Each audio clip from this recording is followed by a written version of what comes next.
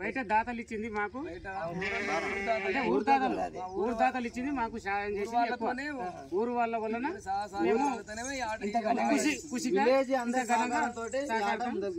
చాలా గొప్పగా చేసుకున్నారు. ఇంకా మాట్లాడ మరి 2 నిమిషాలు మాట్లాడు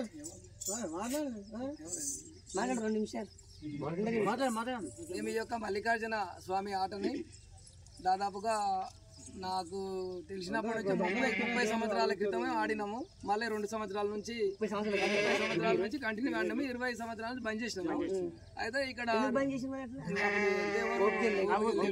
అప్పుడు పెద్దవాళ్ళు ఉండ్రి, వాళ్ళతో పాటుగా నేను వేసినాను. అయితే లివర్ లేకుండా ఈ పిల్లల్ని వీళ్ళందరినీ పట్టుకొని వీళ్ళందరినీ పట్టుకొని మళ్ళీ ఇప్పుడు కొత్త పోయిన సంవత్సరం ఈ సంవత్సరం 2 సార్లు చేసాం. అది కూడా మేము ఊరి సహకారంతోనే ఇది ఆడుతున్నాం. మా ఒక్కరొకరం చేసుకుని మేము ఖర్చులు పెట్టి చేసుకునేటంత స్తోమత లేవు కాబట్టి ఆ స్తోమత లేదు కాబట్టి మేము చందాల పూర్వకంగానే చందాలు చేసి మేము ఈ యొక్క కార్యక్రమం మేము ఇప్పుడు ఆట ఆడినాక మళ్ళీ రేపు శనివారం రోజు ప్రతి సంవత్సరం శ్రీశైలం పోయి రావడంతో ఈ కార్యక్రమం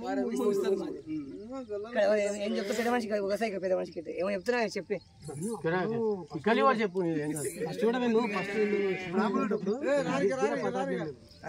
వీరపాట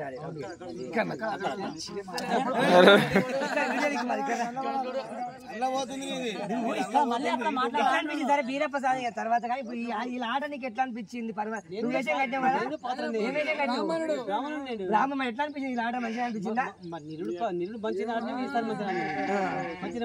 మరి కొంతమంది సీనియర్లు పక్కకు తప్పుకొని మళ్ళీ సంవత్సరం మళ్ళీ ఏదైనా ఆట కొత్తది పెట్టండి, ఏదైనా పెట్టండి, మొత్తం పెట్టండి.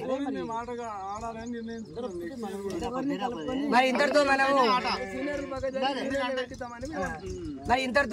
సీనియర్ ఎందుకు పక్కన అంటే సీనియర్లు ఆల్రెడీ ఎన్ని ఏళ్ళు ఆడేది కనుక పిల్లల పెడితే కొన్ని ఏళ్ళు బతుకుతుంది కదా, సీనియర్లు మరోలాగా అనుకోవద్దు.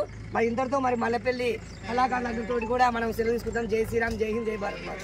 మరి ఇన్ని ఏళ్ళు తిరుగుతావు కదా నువ్వు, యావులే పంతులు ఉన్నారు, బీరప్ప పంతులు, యావులే నీకు మంచిగా అనిపించింది. ఊరు తిరుగుతావు కాబట్టి మీకే చెప్పి మీరే బీరప్ప పంతులు అంటే కనుక్కోవాలి.